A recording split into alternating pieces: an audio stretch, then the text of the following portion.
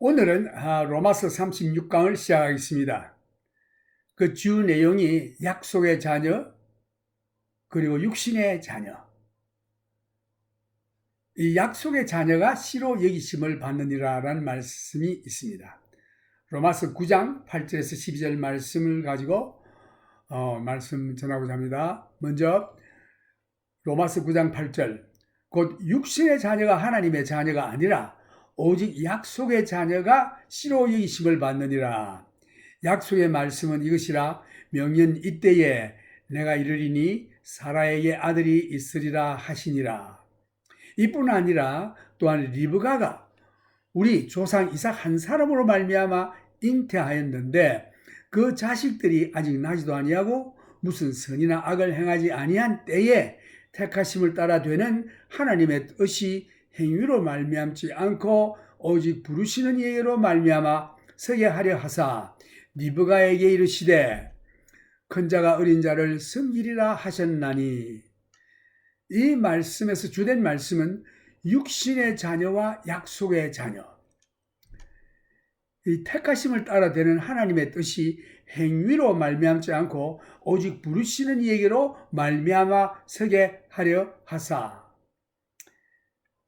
주된 생각은 하나님께서 이삭과 이스마엘을 구별하신 것처럼 하나님은 이삭의 아들들인 야곱과 에서에서도 그들이 태어나서 무슨 선한 일이나 악한 일을 하기 전에 구별하였다고 했습니다. 하나님은 야곱을 미리 택하시고 그를 통해서 메시아를 보내신다는 약속을 이루셨습니다. 에서는 거절되었고 그의 자손들은 민족적으로 서로 갈라지는 예언이 있습니다. 창세기 36장 6절에서 보면은 에서가 자기 아내들과 자기 자녀들과 자기 집의 모든 사람과 자기의 가축과 자기 모든 짐승과 자기가 가나안 땅에서 얻은 모든 재물을 이끌고 그 동생 야곱을 떠나 타초로 갔으니 두 사람의 소유가 풍부하여 함께 갈 수 없음이러라. 그들의 우한 땅이 그들의 가축으로 인하여 그들을 용납할 수 없었더라. 이에 에서 곧 에돔이 세일산에 거하니라. 세일산에 거한 에돔 족속의 조상 에서의 대략이 이러하고, 이렇게 해서 여기서 야곱과 에서가 갈라지는, 떨어져 살게 되는 이와 같은 현상이 나타나고 있습니다. 그 오바댜 9장에서도 보면은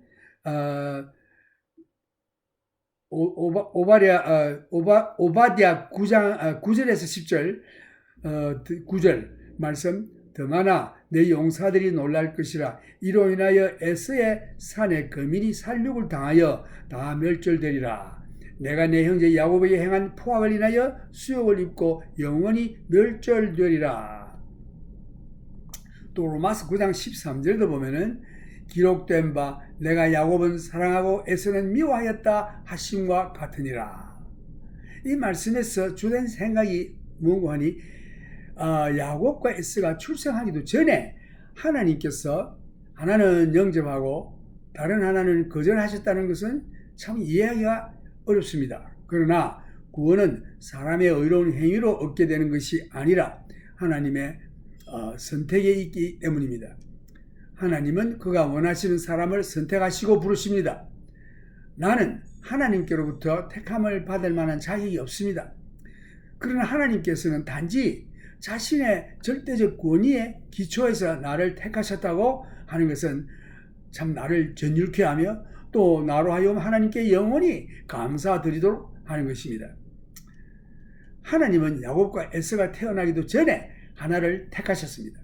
오히려 그들이 아직 어머니 태에 있을 때에 하나님께서 말씀하시기를 큰 자가 어린 자를 숨기리라. 창세기 25장 23절 하반절 말씀에 그런 말씀이 있고 로마서 9장 12절에도 보면은 그런 말씀이 있습니다. 물론 하나님께서는 각 사람들이 출생하기 전에 미리 그들이 하나님의 은혜와 부르심에 어떠한 태도와 반응을 할 것인지를 잘 아시는 예지를 가지고 계셨습니다. 하나님께서는 야곱은 영적인 사람이 될 것이요 에서는 육신적인 사람이 될 것을 아시는 예지에 의해서 선택한 것입니다. 하나님만이 이 선택을 하실 수 있는 것은 그가 예지를 가지고 계셨기 때문입니다. 야곱이 훌륭하고 친절하고 관대한 사람이기 때문에 하나님께서 선택하셨다고는 아무도 말하지 않을 것입니다. 하나님께서 단지 그를 선택하신 것입니다. 하나님의 주권에 따라 선택하신 것입니다. 하나님의 절대권에서 이스라엘을 선택하신 것입니다. 그 야곱이 곧 나중에 이스라엘이 됐는데, 그 로마서 9장 14절을 보면 그런즉 우리가 무슨 말 하리요? 하나님께 불의가 있느냐? 그럴 수 없느니라. 여기에서 주된 말씀은 이 일에 대한 우리들의 논리적인 결론은 하나님은 공평치 못하다는 것입니다. 그러나 전에도 언급했듯이 하나님의 진리의 말씀을 우리의 논리에다 맞추어 보려고 하면 위험한 일입니다. 우리의 지식이 한정되어 있기 때문에 각각의 경우에서 우리가 알지 못하고 이해하지 못하는 사실들이 있습니다. 우리가 하나님과 같이 모든 사실을 알 수도 없고 또한 하나님과 같이 논리를 펼 수도 없습니다. 로마서 9장 10절, 14절 하반절 말씀에 보면은 하나님께 불의가 있느냐? 그럴 수 없느니라. 하나님께서 하시는 일은 모두 옳습니다. 그가 선택하신 모든 것이 의롭습니다. 하나님께서 원하시는 자에게 사랑과 은혜를 베푸십니다. 하나님은 그렇게 하실 권리가 있으십니다. 하나님께서 나를 택하신 것을 나는 감사할 따름입니다. 오늘 당신은 하나님이 나를 택하지 않으셨다라고 말할지 모르나 당신을 택하지 않으셨는지 또한 택하셨는지 어떻게 알 수 있습니까? 당신은 말하기를 그 이유는 내가 그리스도인이 아니기 때문이라고 말합니다. 만일 당신이 하나님을 선택하지 아니하면서 하나님이 나를 선택하지 아니했다는 과오를 하나님께 돌린다고 하는 것은 논리에 맞지 않는 일입니다. 흔히 혹자는 말하기를 내가 아무리 믿으려고 해도 믿어지지 않는다고 말하는데 그들은 솔직히 말해서 믿기를 원치 않는 것입니다. 믿음이라고 하는 것은 자신의 마음에 달려 있는 것입니다. 무릇 지킬 만한 것보다 더욱 제 마음을 지키라. 생명의 근원이 이에서 남이니라. 잠언 4장 32절 말씀. 이 생명의 근원인 우리의 마음, 그 마음의 결정은 나에게 달려 있습니다. 하나님께서 나를 택하셨는지 아니 택하셨는지 아는 유일한 방법은 하나님을 믿는 것입니다.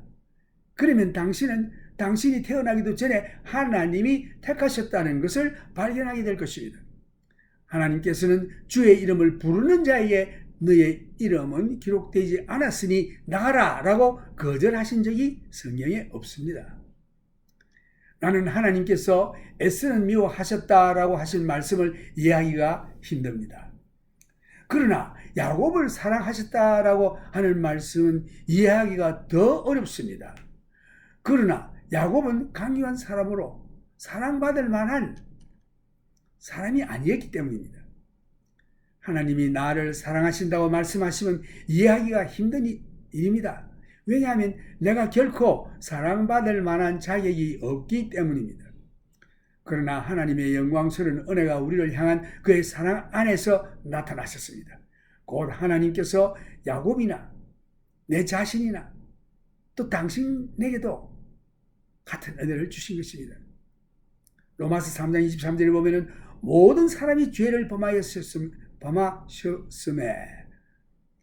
모든 사람이 죄를 범하였음에 하나님의 영광에 이르지 못하더니 하나님께서 모든 인생을 멸망시켜도 우리는 아무 말도 할 수가 없습니다. 하나님이 인류를 모두 멸절시킨다 할지라도 아무도 왜 멸망을 시키십니까? 라고 도전할 자는 없는 것입니다.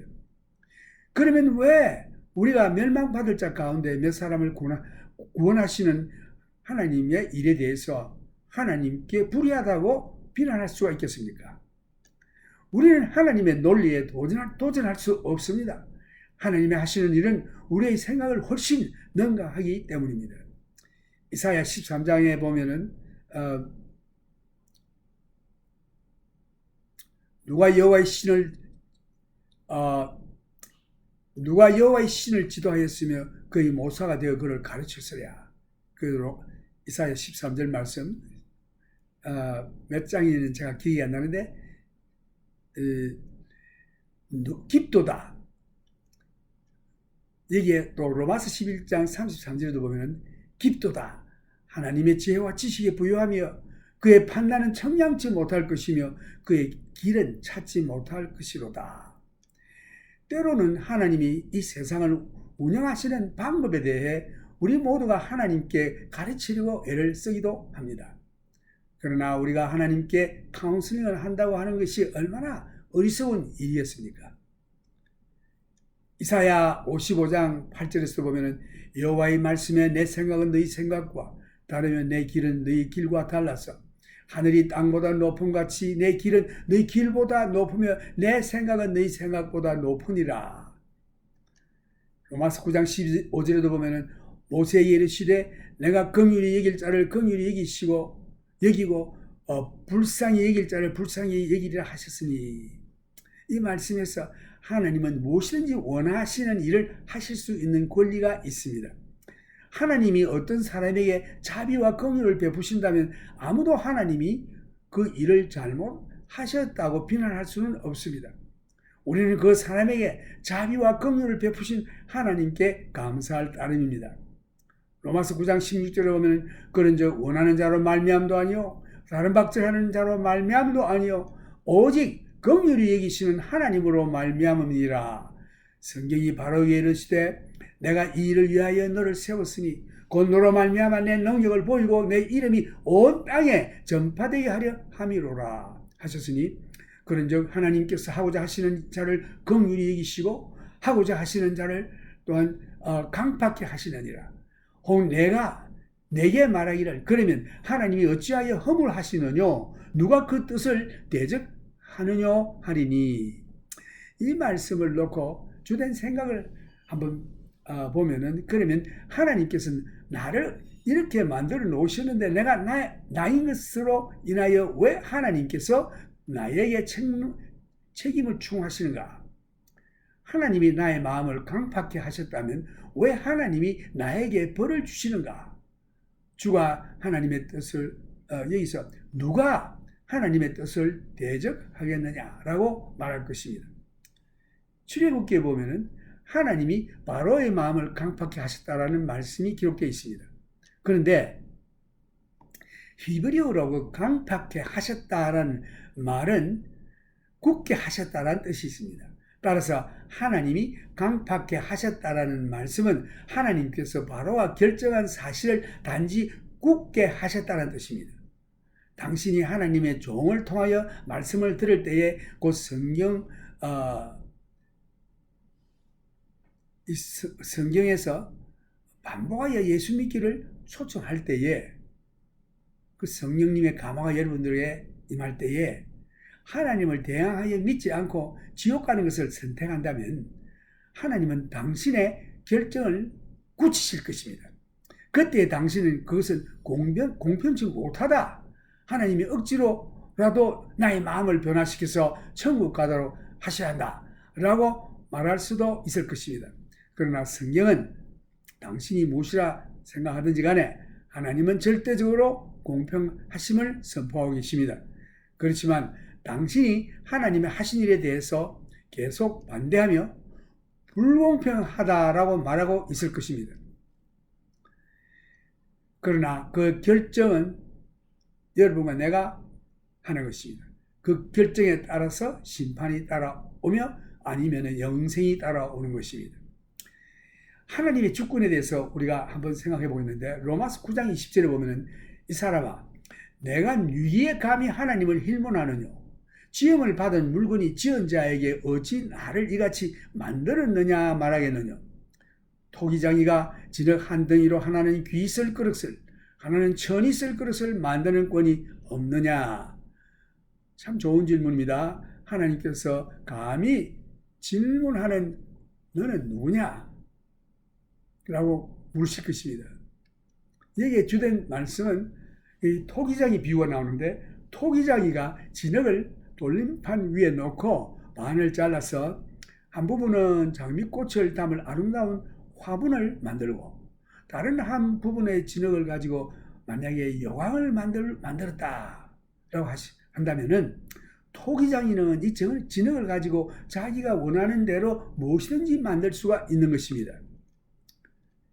이 요강이 된 진흙이, 그 요강이라고 하는 것은 대소변을 보는 이런 조그만 그 유리, 그러니까 토기로 만드는 그릇인데, 이 요강이 된 진흙이 토기장에게 당신이 왜 나를 더러운 것을 담는 요강을 만들었어? 라고 말할 수 있겠습니까? 진흙은 어떤 그릇이 되겠다는 결정을 내릴 능력이 없습니다. 진흙은 단지 토기장의 손에 있을 따름입니다. 여기서 주님의 권위라고 하는 것은 그 소버런티, 이 주님의 권위, 주권, 주님의 주권이라는 사상은 아주 놀라운 것입니다. 실제로 하나님의 주권이란 교리는 하나님에 대한 진리를 내가 충분히 이해를 하지 못하고 있을 경우에 나를 공포에 휘몰아 넣을 수 있습니다. 하나님의 절대권이라는 뜻이죠. 하나님의 절대권. 그러나 내가 하나님은 사랑이시라는 사실을 깨달을 때에 이 모든 공포는 사라지고 맙니다. 하나님에 대한 이러한 지식이 없을 때에 나는 하나님과 그분의 손길에 정하게 되지만 또한 그리고 토기장이가 나를 쓰레기통으로 만들 것인가 라는 의문이 들 때에 하나님께서 나를 지극히 사랑하시고 나에게 가장 좋은 것으로 주실 것을 믿는다면 토기장이에게 무조건 순종하고 나를 맡기게 될 것입니다. 토기장이는 한 줌의 진흙을 이겨서 작업을 시작할 때에 무슨 그릇을 만들 것인지 이미 그분의 마음속에 작정하고 계십니다. 만일 진흙이 토기장이가 무슨 그릇을 만들 것인지 알기를 원한다면 토기장이의 손가락에 순종만 하면 되는 것입니다. 하나님께서는 나의 생활에서 역사를 시작하실 때에 내가 어떠한 사람으로 빚어져야 할 것임을 이미 알고 계십니다. 내가 하나님의 손길에 순종할 때만이 나에 대한 하나님의 마음을 발견할 수 있는 것입니다. 로마서 9장 22절에 보면 만일 하나님이 그 진노를 보이시고 그 능력을 알게 하고자 하사 멸하기로 준비된 진노의 그릇을 오래 참으심으로 관용하시고 또한 영광받기로 예비하신 바 긍휼의 그릇에 대하여 그 영광의 부요함을 알게 하고자 하실지라도 무슨 말 하려? 여기 주된 말씀은 하나님은 바로를 오래 참으셨습니다. 하나님께서 바로의 고집과 하나님에 대한 비난을 견디시며 또한 하나님을 반영하는 자에게 그의 인내와 진노를 보이셨습니다. 하나님께서는 무엇이든지 자신의 원하시는 일을 하실 수 있기 때문에 어떤 그릇은 멸하기로 준비된 진노의 그릇으로 어떤 그릇은 영광 받기를 예비하신 긍휼의 그릇으로 만드실 수가 있습니다. 하나님은 당신에게 긍휼을 베풀기 원하십니다. 하나님이 사랑 안에서 그의 영광을 체험하기를 원하셔서 당신을 준비하여 긍휼의 그릇으로 빚고 다듬으시는 것입니다. 이제 책임이 당신 쪽에 있습니다. 예수 그리스도를 통해서 그의 자비를 베풀고 계시는데 당신이 영접하든지 아니면 거절하든지 이제는 당신에게 달려 있습니다. 하나님은 모든 사람이 구원을 받으며 진리를 아는 데 이르기를 원하시는 일이라고 말씀하셨고 하나님은 한 분이시며 또 하나님과 사람 사이의 중보도 한 분이시니 곧 사람이신 그리스도 예수라. 디모데전서 2장 4절에서 5절 말씀. 이 잘못된 생각을 피하기 위해서 하나님의 주권과 사람의 책임 이 두 가지는 균형을 이루어야 합니다. 그 다음에 나오는 10장에서는 두 번째의 진리인 곧 하나님의 부르심에 대한 사람의 책임에 대해 자세히 상고하고자 합니다. Now I speak this message in English. Book of Romans chapter 36. Children of flesh and children of the promise. The word of promise. Romans chapter 9 verses 8. That is those who are the children of the flesh. These are not the children of God, but the children of promise are counted as the seed. For this is the word of promise. At this time I will come, and Sarah shall have a son. And not only this, but when Rebekah also had conceived by one man, even by our father Isaac. For the children are not yet being born, nor having done any good or evil, that the purpose of God, according to election, might stand, not of works, out of him who calls. It was said to her, the older shall serve the younger. As God made a distinction between Isaac and Ishmael, the sons of Abraham, so he distinguished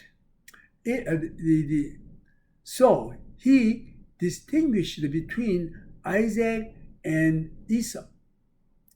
The sons of Isaac, Jacob was accepted, and prophesied speak of his descendants being cut off as a nation. Genesis chapter 36 verses 9 and Obadiah 9 through 10. Now, book of Romans chapter 9 verse 13, as it is written, Jacob I have loved, but Esau I have hated. Key thoughts on this short verses. This is difficult for us to understand. Why? Before Jacob and Esau were born, would God accept the one and reject the other? The reason of that salvation stands by election alone and not by works. God calls and elects whomever he wishes. I do not deserve to be elected by God, but God simply acted on his basis of his own divine sovereignty. The fact that God chose to elect me thrills me and makes me ever grateful to him. God chose between Jacob and Esau before they were born. While they were still in the womb, he said, the elder shall serve the younger. Genesis 25, verses 23. And the Lord said to her, 2 nations are in your womb. 2 people shall be separated from your body. 1 people shall be stronger than the other, and the older shall serve the younger. Now, verse 12, it was said to her, the older shall serve the younger. Of course, God foreknew the attitude and responses of each son before he was born. God made his choice with the knowledge that Jacob would be a spiritual man and Esau a fleshly one. God only can do that because he has foreknowledge. Yet, no one can say that Jacob was elected because he was so wonderful, kind, or generous. God simply chose him. The choice of Israel is in the sovereign purpose of God. Now, verses 14. What shall we say then? Is there unrighteousness with God? Key thoughts here. Our logical conclusion to this is that God is unfair. However, as we said before, carrying the truth of God to our own logical conclusion is dangerous. There are facts about each case that we don't know and understand because our knowledge is limited. We cannot reason as God or know all the things He knows. Now, verse 14, second part, is there unrighteousness with God? Certainly not. Key thoughts here. God does what is right. His selection are perfectly justified.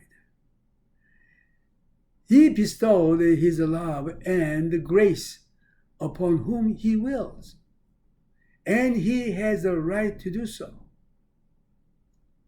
Thank God that He chose me. You may say, God didn't choose me. How do you know you are not chosen? Because I'm not a Christian. Why don't you accept Jesus?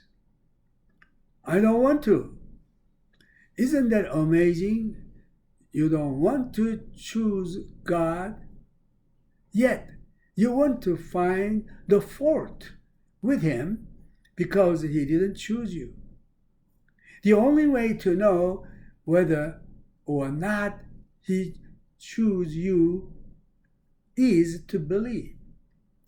You will then discover that He had chosen you before you were born. No one has ever called upon the name of the Lord and been told, sorry, your name isn't on the list. I have some difficulty when God says, Esau have I hated. I have even more difficulty comes when God says, Jacob have I loved. Jacob was not so lovable. My greatest difficulty comes when God says that He loves me. I'm not at all lovable. God's glorious grace is manifested in His love for any of us, Jacob, me, or you. Now, Romans chapter 3, verses 23, for all have sinned and come short of the glory of God. God would be justified in destroying all men. If God wiped out the human race,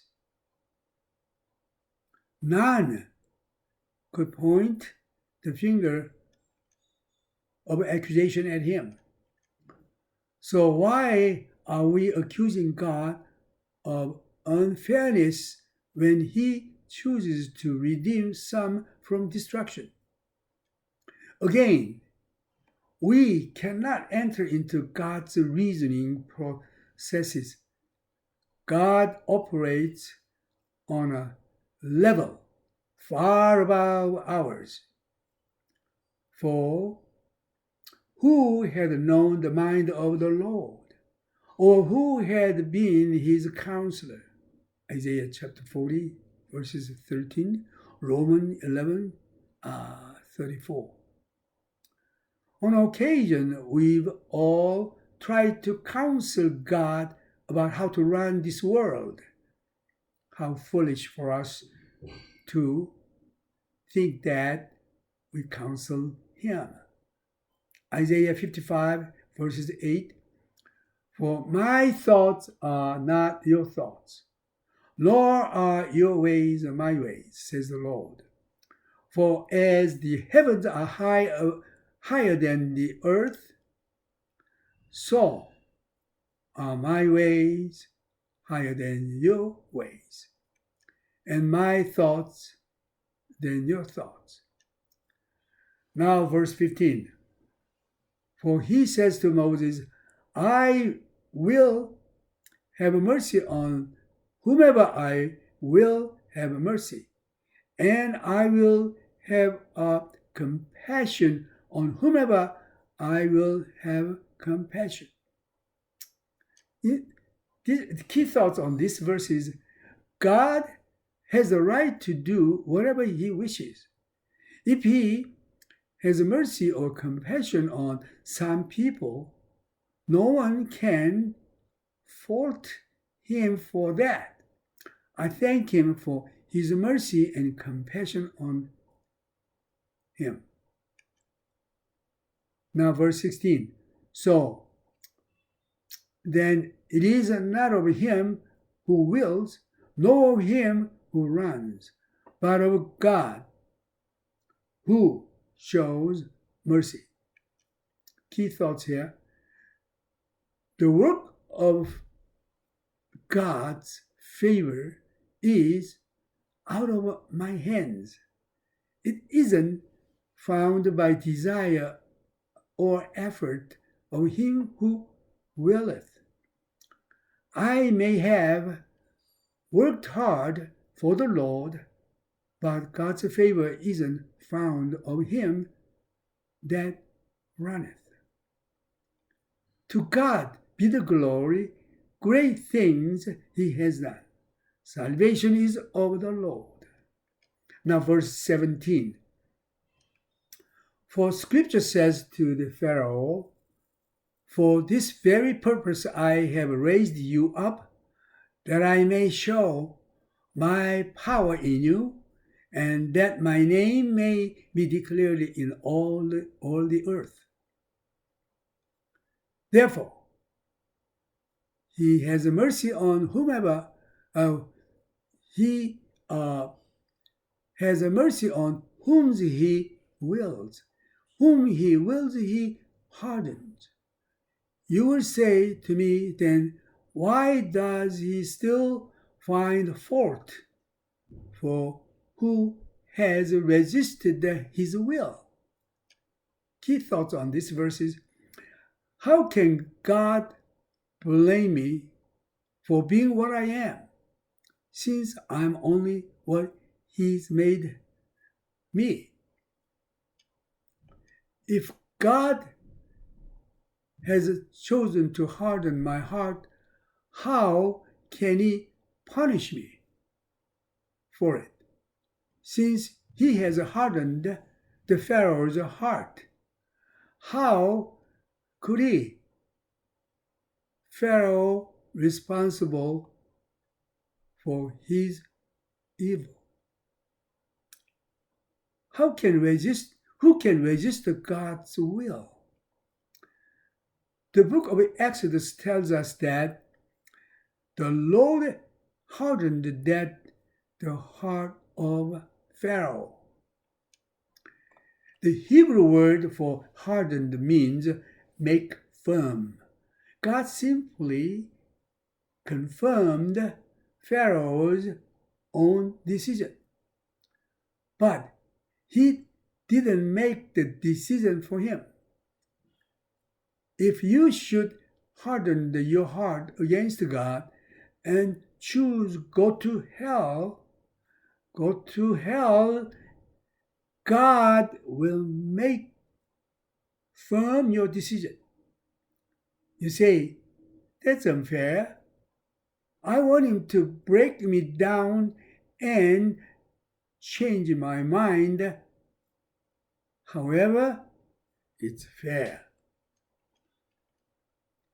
If you are uncomfortable around God and want nothing to do with him, why should he force you to live in his presence forever? If you are miserable around him, God won't save you. He will let you spend eternity in the abysmal darkness, far from heaven. Yet you object. That's unfair. God's sovereignty, the sovereignty of God.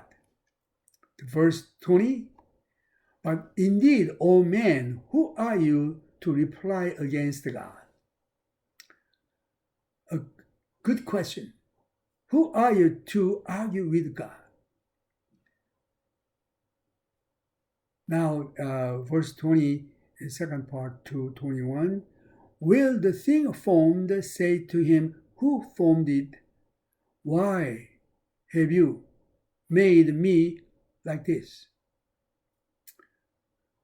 Does not the potter have power over the clay from the same lumps to make one vessel for honor and another for dishonor?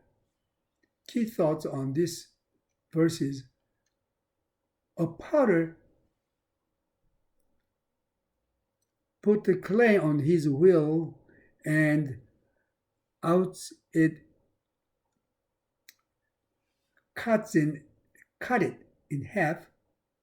With one half, he can make a beautiful vessel to hold roses. And with the other half, he can make a spittoon.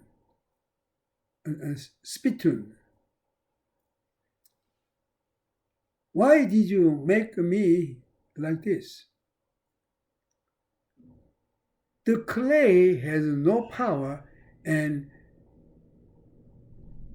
the clay has no power over its destiny. It's in the hand of the potter. The thoughts of God's sovereignty of God is frightening. In fact, the doctrine of the sovereignty of God would terrify me if I don't know the full truth. When I realized that God is love, all fear suddenly gone. Without this knowledge, I would resist God and His touch. Will you make me into a garbage pail?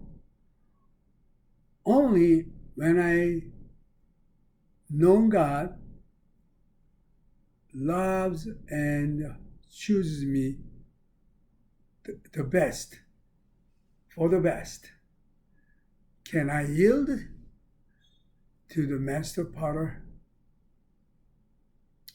Only I know God will make me the best, and I will commit myself to the potter's hand.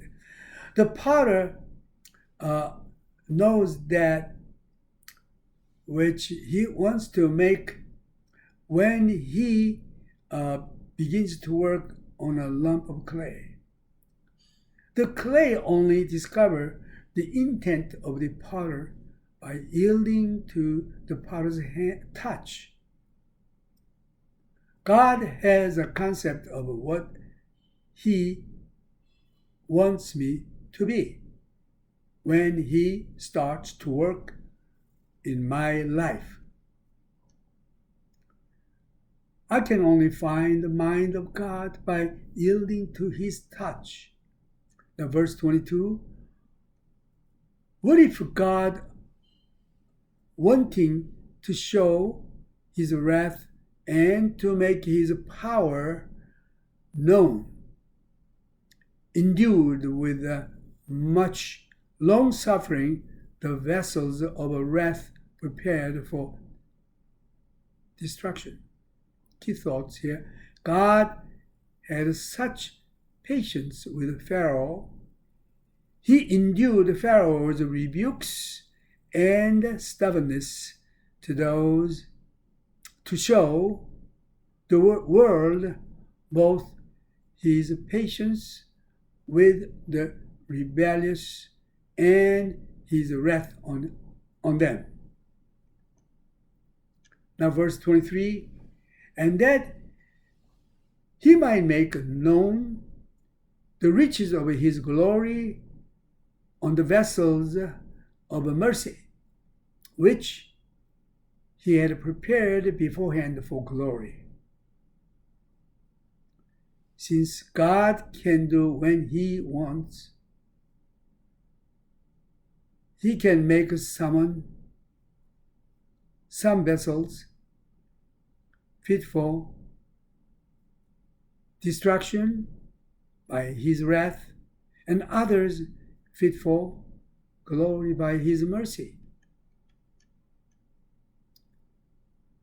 God wants to bestow His mercy upon you as a vessel. He prepares, molds, and fits you for the glory. He wants you to experience in the presence of His love. The ball is in your court. God offers you His mercy through Jesus Christ, and you can accept it. To avoid heresy, these two truths, God's sovereignty and the responsibility of man, need to be kept in balance. In chapter 10, we will take a closer look at the second truth, man's responsibility to God's call. Yes, when you are called by God, don't be hardened in your heart. Accept Jesus Christ, believe in Him, and you will have eternal life. But if you reject God's calling and His mercy and grace, and you will be lost eternally. So why not accept Jesus Christ as your personal Savior now? God bless you. Now this is a time for praise. God be the glory.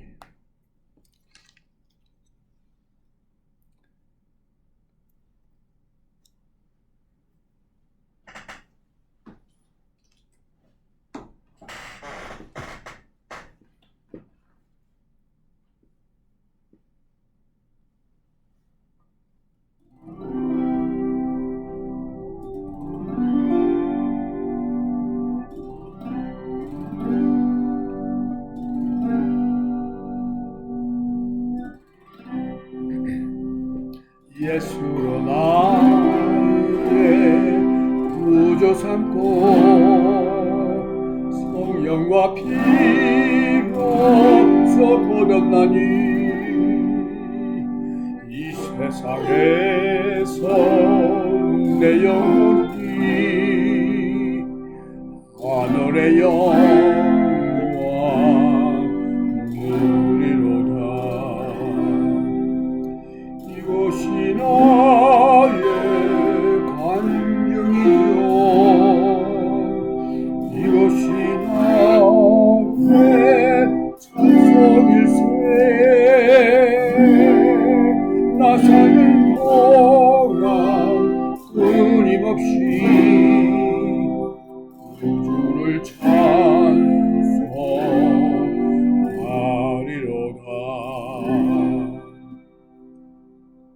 Blessed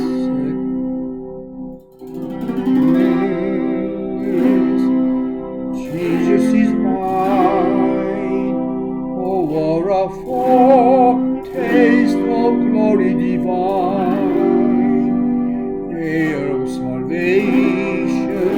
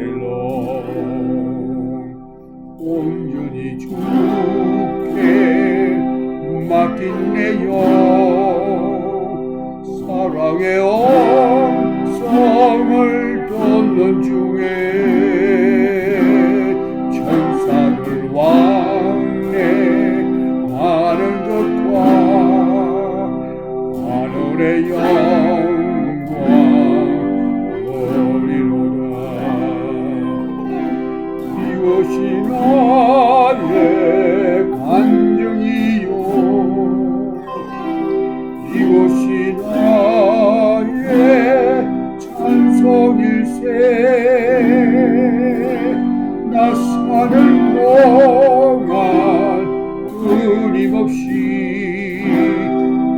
주를 찬송하리로다.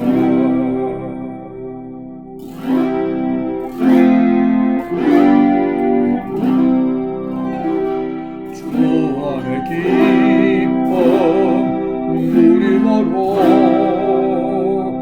마음의 풍랑이 잔잔하니 세상과 나는 간 곳 없고 구속한 주만 보이도다. 이것이 나의 간증이요 이것이 나의 찬송일세. 나 사는 동안 끊임없이 주를 찬송하리로다.